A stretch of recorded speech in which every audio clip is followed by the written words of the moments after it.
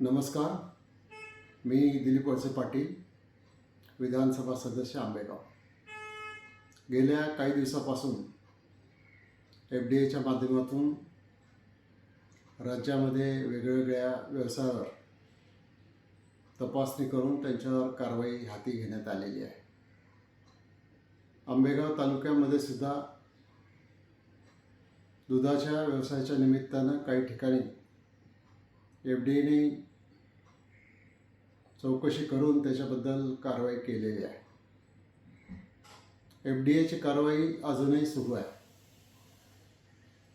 या संदर्भामध्ये माझे काही राजकीय विरोधक जाणून बुजून ज्या गोष्टीशी माझा काही संबंध नाही अशा गोष्टीचं नाव जोडून माझी प्रतिमा मलिन करण्याचा प्रयत्न करत आहे.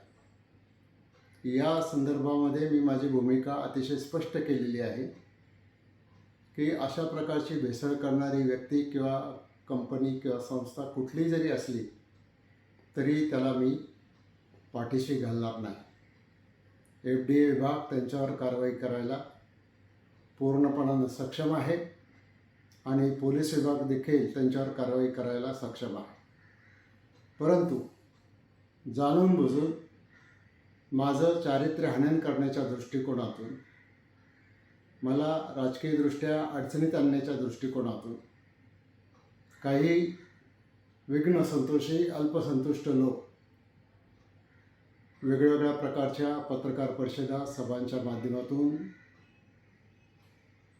भूमिका मांडून माझ्यावर खोटे नाटे आरोप करत आहेत. या संदर्भामध्ये मी पहिल्यांदाच हे स्पष्ट करू इच्छितो, अशा प्रकारच्या भेसळीच्या प्रकरणामध्ये माझा कुठलाही संबंध आढळल्यास मी सार्वजनिक जीवनातून निवृत्त व्हायला तयार आहे.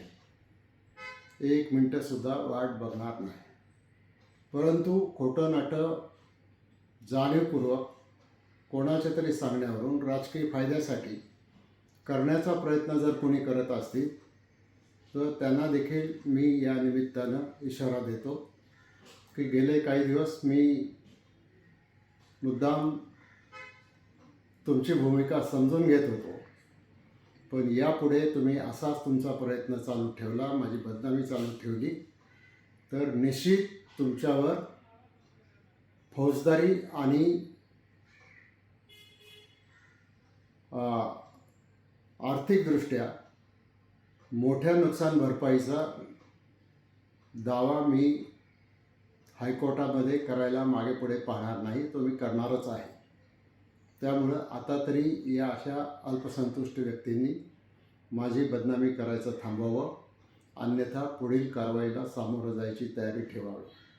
आणि पुन्हा एकदा मी आंबेगाव तालुक्यातल्या, पुणे जिल्ह्यातल्या आणि महाराष्ट्रातल्या जनतेला सांगू इच्छितो की अशा कुठल्याही प्रकारच्या चुकीच्या गोष्टीशी माझा दुरान्वयाने सुद्धा संबंध नाही. तो संबंध कोणी सिद्ध करून दिल्यास मी पुन्हा एकदा सांगतो की मी सार्वजनिक जीवनातून निवृत्त व्हायला तयार आहे. मला असं वाटतं याच्यामधून समाज माध्यमं, YouTube channels, print media, electronic media या सर्वांनी याची नोंद घ्यावी आणि याबाबतची माझी भूमिका ही स्पष्ट ती जनतेपर्यंत जावी. म्हणूनच आज मी हा व्हिडिओच्या माध्यमातून आपल्याला सर्वांना अतिशय नम्रतेचा संदेश देत आहे. धन्यवाद. जय हिंद, जय महाराष्ट्र. शेवटी सत्याचाच विजय होतो, सत्याचाच विजय होईल.